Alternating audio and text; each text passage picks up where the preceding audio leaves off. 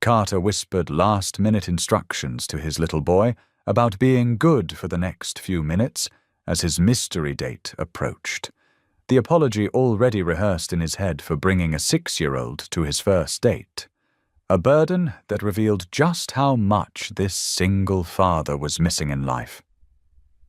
The woman walking into Murphy's Diner wore simple clothes, yet she radiated an elegance and sophistication that Carter could feel in every step as she moved toward their table. Carter nervously began his prepared speech about last-minute babysitter cancellations and the struggles of single parenthood. But before he could get the first word out, she leaned forward with genuine curiosity sparkling in her eyes.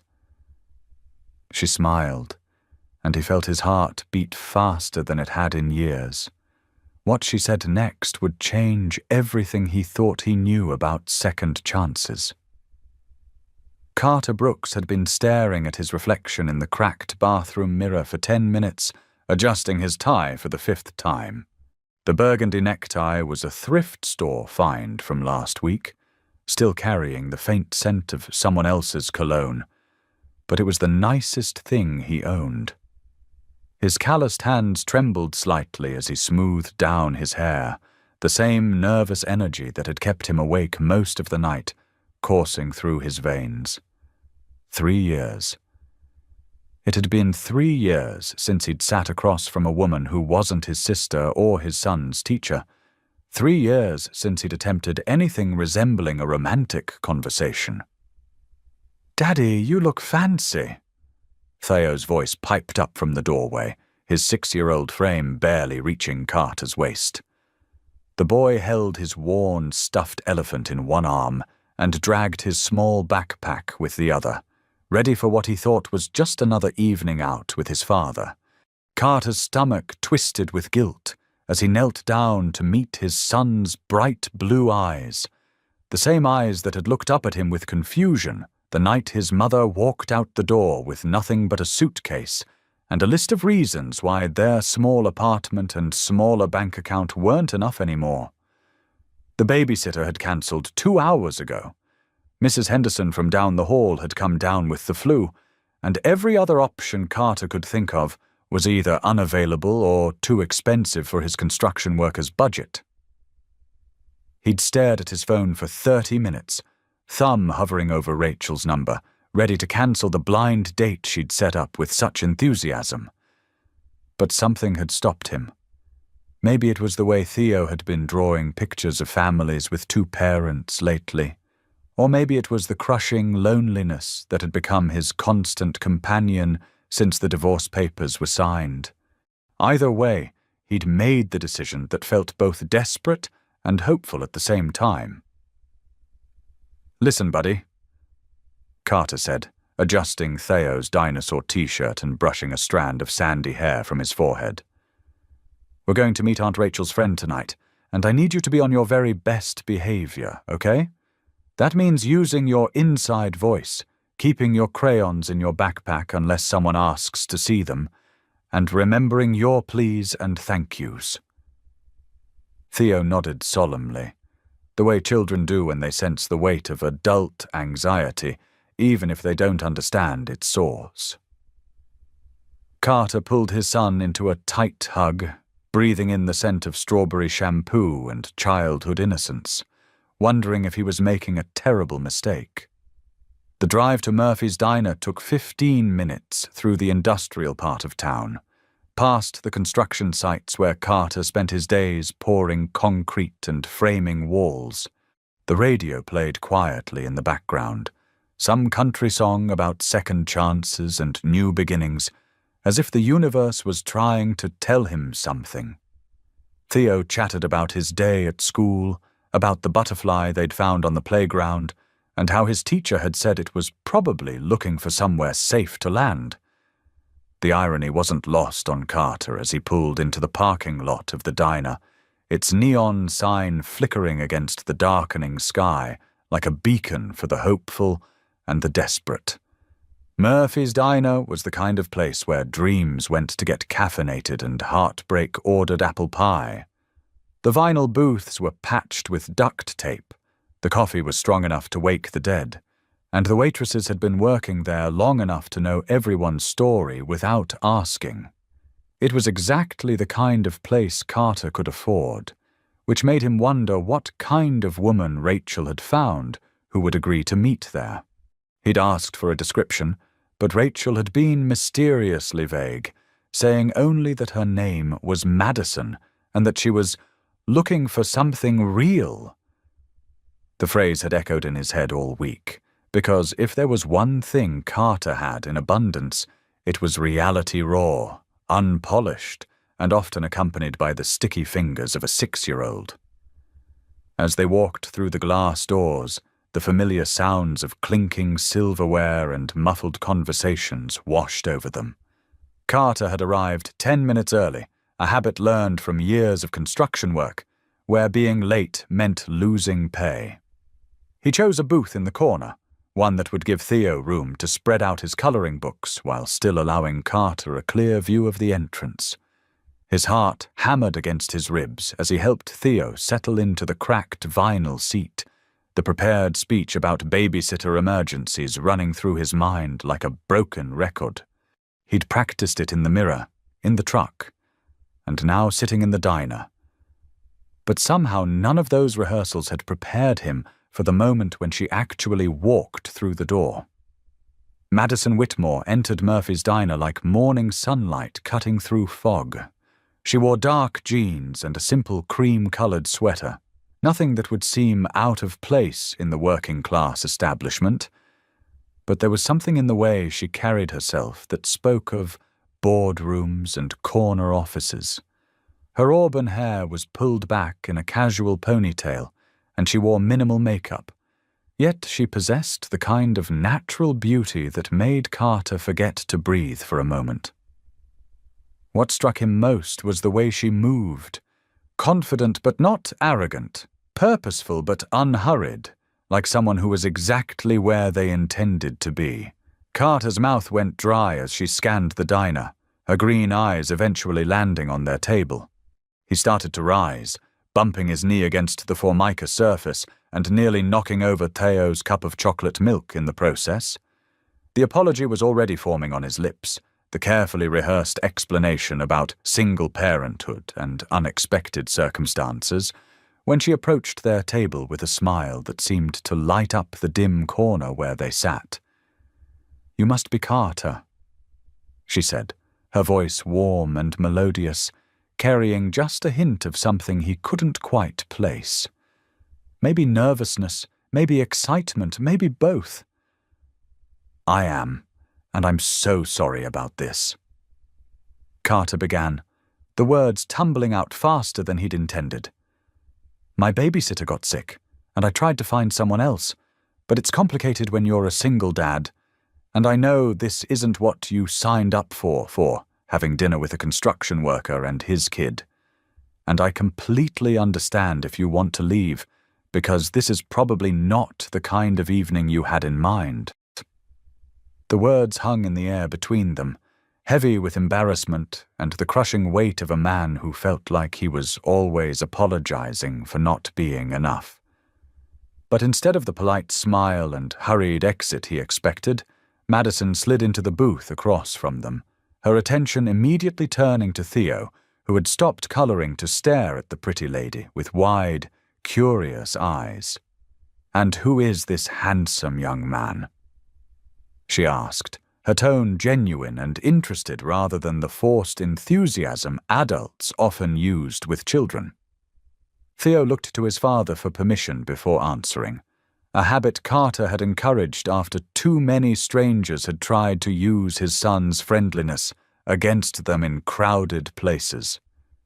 "I'm Theo," the boy said, his voice barely above a whisper. "I'm 6, and I like to draw." He held up his current masterpiece, a crayon drawing of what appeared to be a construction site, complete with yellow trucks and stick-figure workers.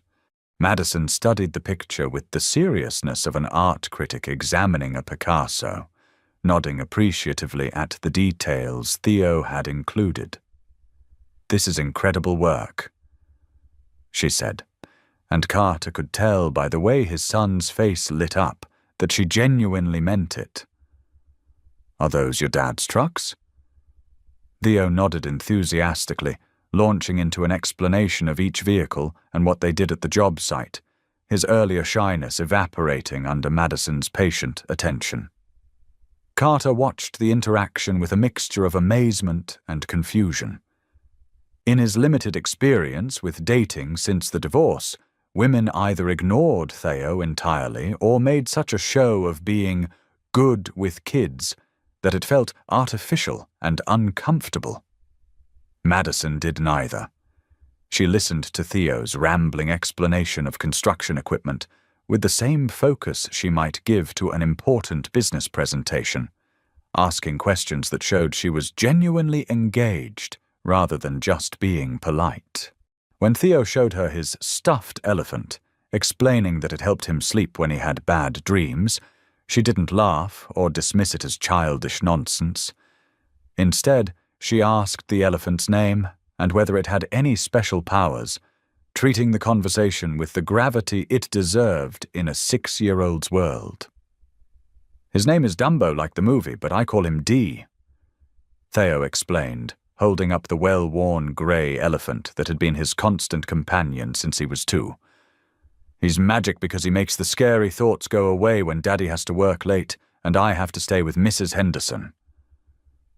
Madison nodded solemnly, reaching out to gently shake one of Dee's tattered ears. It's very nice to meet you, Dee, she said formally. Any friend of Theo's is a friend of mine. The waitress appeared at their table, a middle-aged woman with kind eyes and sensible shoes, who had probably seen every kind of first-date disaster Murphy's Diner had to offer. What can I get you folks tonight? She asked, pulling out her order pad with practiced efficiency. Carter realized he'd been so focused on Madison's interaction with Theo that he hadn't even looked at the menu, despite having eaten at Murphy's dozens of times over the years. I'll have the meatloaf special, he said, defaulting to his usual order. And Theo will have chicken strips with fries, extra ketchup on the side. Madison glanced at the menu briefly before closing it with a smile. I'll have the same as Carter, she said, surprising him. He'd expected her to order a salad or something equally light, the way women often did on first dates, concerned about appearances and propriety. Instead, she seemed genuinely interested in the comfort food that Murphy's specialized in, asking the waitress about the mashed potatoes and whether the green beans were fresh or canned. It was such a small thing, but it made Carter relax slightly, as if her willingness to eat real food in a real diner meant she might be a real person rather than the fantasy he'd built up in his nervous imagination. As they waited for their food, Madison continued her conversation with Theo, learning about his favorite subjects in school, his pet goldfish named Bubbles, and his dream of becoming either a construction worker like his dad or a dinosaur scientist, depending on his mood. Carter found himself studying her face as she talked, noting the laugh lines around her eyes and the way she tucked a strand of hair behind her ear when she was thinking. There was something familiar about her, though he couldn't place what it was. Maybe it was just the comfortable way she fit into the shabby surroundings, as if she belonged there despite the obvious quality of her clothes and the expensive watch that caught the fluorescent light when she gestured. "What about you, Carter?" Madison asked, turning her attention back to him after promising Theo she would look at more of his drawings after dinner. "Rachel told me you work in construction, but she was pretty mysterious about everything else. Are you from around here?" The question was innocent enough, but Carter felt the familiar tightness in his chest that came whenever someone asked about his background. The truth was complicated and painful, full of wrong turns and bad decisions that had led him to this diner booth with a 6-year-old son and a bank account that stayed empty, no matter how many overtime hours he worked.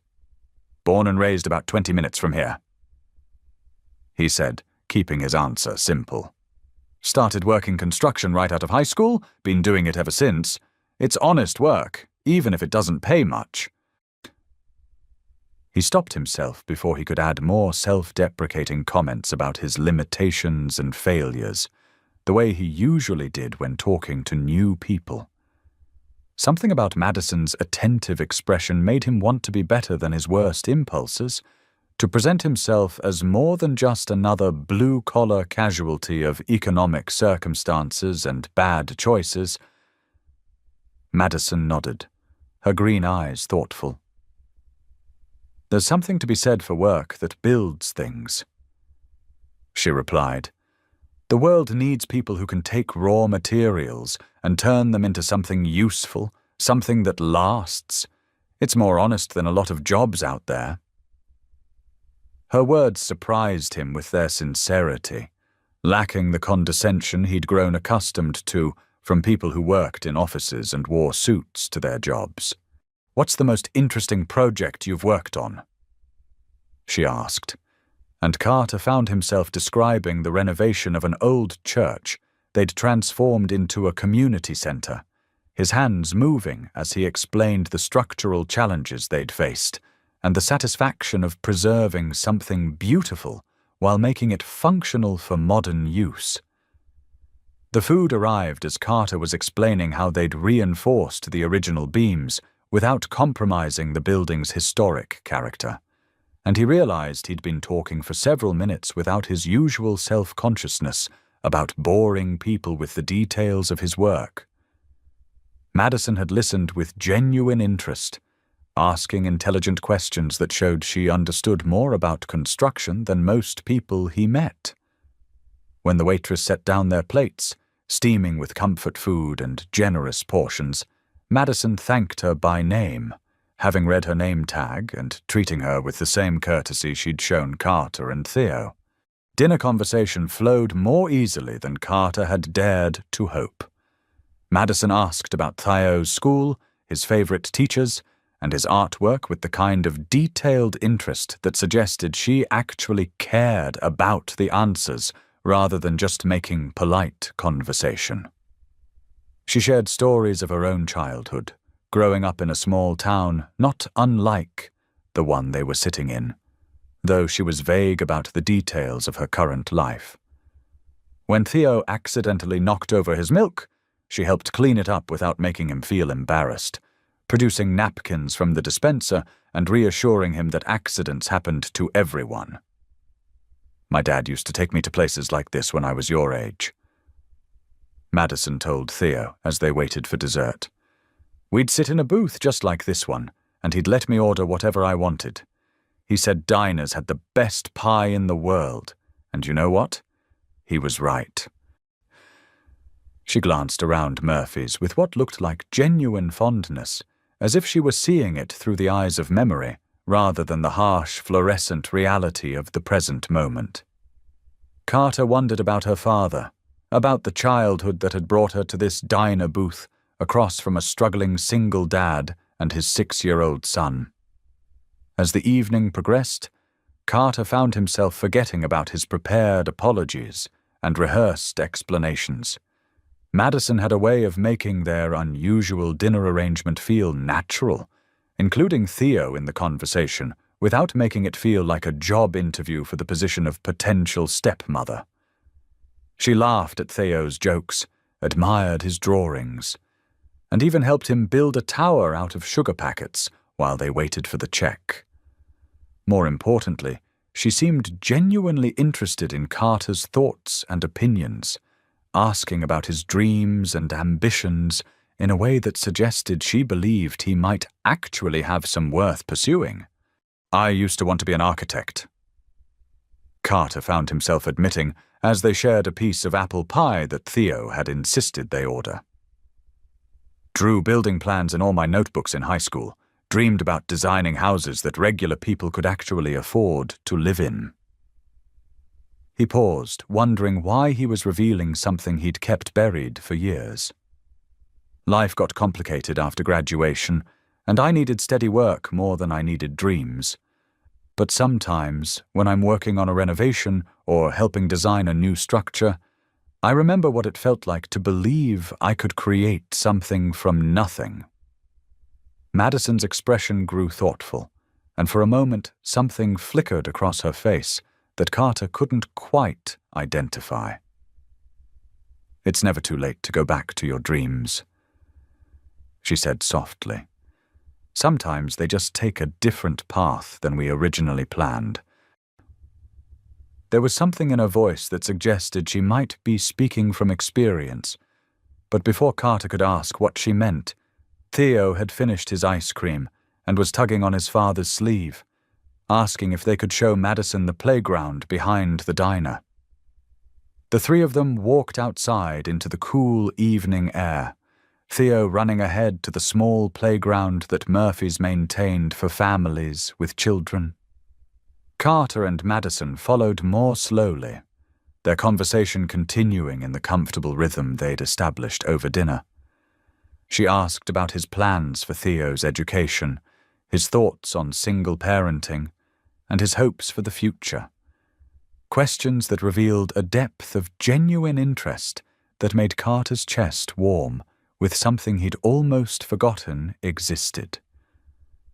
"He's a wonderful boy," Madison said, watching Theo navigate the monkey bars with determined concentration.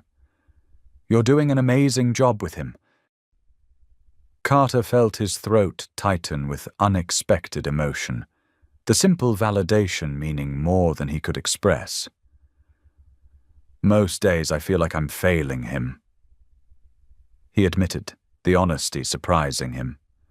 His mother left because she said we weren't enough, that she needed more than what a construction worker could provide. Some days I worry she was right, that Theo deserves better than what I can give him. Madison stopped walking and turned to face him, her green eyes serious and intent.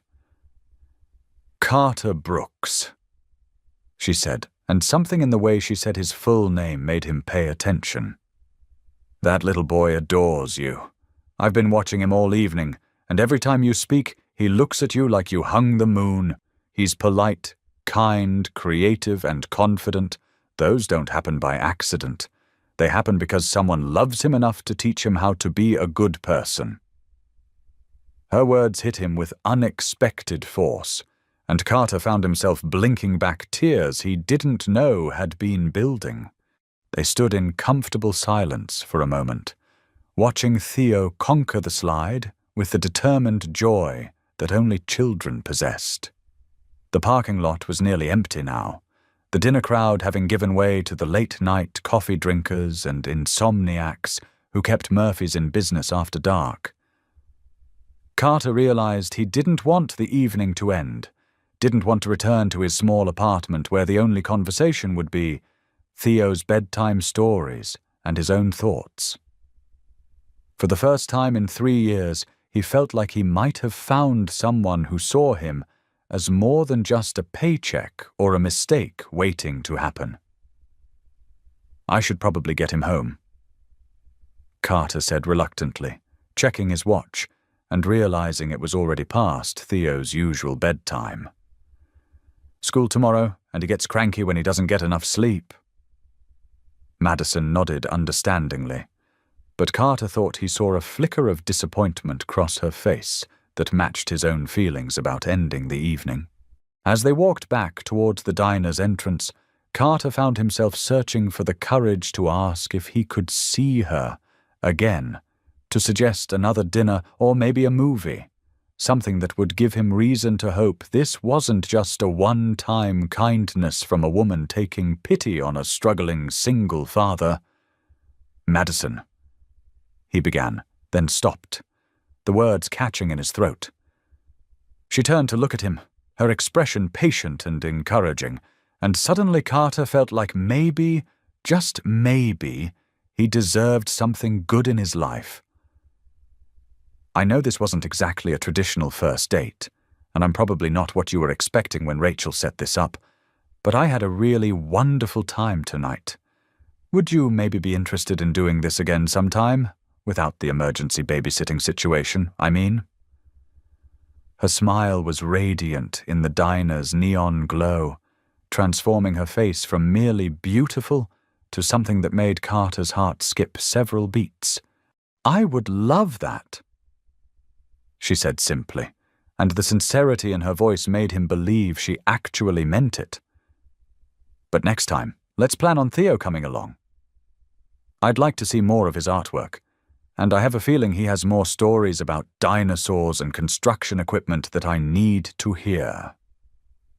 Carter felt something in his chest unfurl like a flower opening to sunlight, a sensation he'd almost forgotten existed.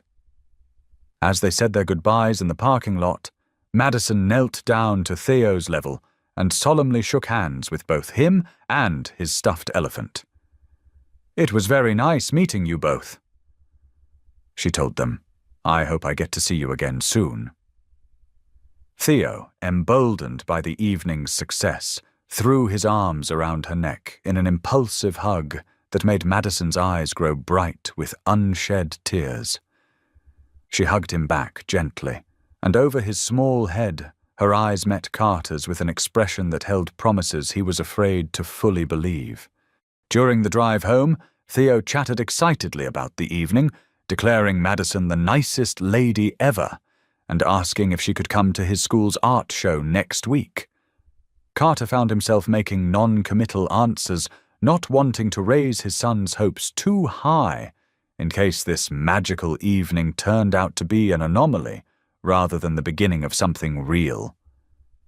But as he tucked Theo into bed and listened to his prayers, which included a special request for God to make the nice lady happy, Carter allowed himself to feel something he hadn't experienced in years, genuine hope for the future. That night, as he lay in his own bed staring at the ceiling, Carter replayed every moment of the evening in his mind. Madison's laugh, the way she'd listened to Theo's stories, her genuine interest in Carter's work and dreams. It all felt too good to be true, like a fairy tale that regular people like him weren't supposed to get. But her business card sat on his nightstand, real and tangible proof that the evening had actually happened, that somewhere in the world was a woman who had seen his worst circumstances and hadn't run away. The next morning brought the usual chaos of getting Theo ready for school and himself ready for work. But Carter found himself humming as he made breakfast, a habit he'd lost somewhere in the aftermath of his divorce. Theo noticed immediately, commenting that his daddy seemed extra happy, and Carter realized his son was right. For the first time in months, maybe years, he felt like the future held possibilities beyond just surviving one day at a time. The feeling was so foreign he almost didn't trust it. But as he drove to the construction site where he'd spend the day pouring concrete and dreaming of architectural plans, he allowed himself to believe that maybe, just maybe, good things could happen to ordinary people who had made their share of mistakes. The workday passed in a blur of familiar routines and daydreams about green eyes and genuine smiles. Carter's co-workers noticed his improved mood, ribbing him good-naturedly about his fancy dinner date and demanding details he wasn't ready to share. But every time his phone buzzed with a text message, his heart jumped with the hope that it might be Madison, even though they'd only exchanged numbers the night before and she'd have no reason to contact him so soon. It wasn't until he was loading his tools into his truck at the end of the day that his phone rang with a number he didn't recognize. Carter's hands were covered in concrete dust, and his shirt was soaked with sweat, making him feel suddenly self-conscious about the reality of his life compared to the polished version he'd tried to present the night before. But when he heard Madison's voice, warm and familiar, asking about his day and whether he'd given any more thought to their conversation about architecture, all his insecurities faded into background noise. "I've been thinking about what you said last night," Madison continued, her voice carrying an excitement that made Carter grip the phone tighter. "About wanting to design houses for regular people about making beautiful things accessible. What would you say if I told you I might know someone who could help you explore that possibility?" Carter's mouth went dry, not sure whether to be hopeful or suspicious of offers that seemed too good to be true. In his experience, when something appeared to solve all his problems at once, it usually came with a price he couldn't afford to pay. "I'd say that sounds amazing, but I'd want to know what the catch is." Carter replied honestly, his construction worker's pragmatism warring with the hope that had been building since the previous evening. "People like me don't usually get fairy godmother offers out of nowhere." Madison's laugh was soft and understanding, lacking any trace of offense at his cautious response. "No catch, just an opportunity that might be mutually beneficial. But it would require you to trust me a little bit, and I know that's not always easy." Something in her tone gave Carter pause, a subtle shift that suggested there were layers to Madison he hadn't yet discovered. But as he stood in the parking lot of the construction site where he'd worked for the past 8 years, watching his co-workers head home to their families and their modest dreams, Carter realized he had a choice to make. He could stick with the safe, predictable path that kept him broke but secure, or he could take a leap of faith with a woman who had shown more genuine interest in his son and his dreams in one evening than anyone had in years. "Okay," he said, the word carrying more weight than its 2 syllables suggested. "I'm listening." And as Madison began to explain an opportunity that sounded too good to be true, Carter Brooks allowed himself to believe that maybe, just maybe, his life was about to change in ways he'd never dared to imagine. The future stretched ahead of them, full of possibilities and second chances, built on the foundation of an unusual first date and the courage to trust in something that felt like the beginning of everything he'd ever wanted but never thought he deserved.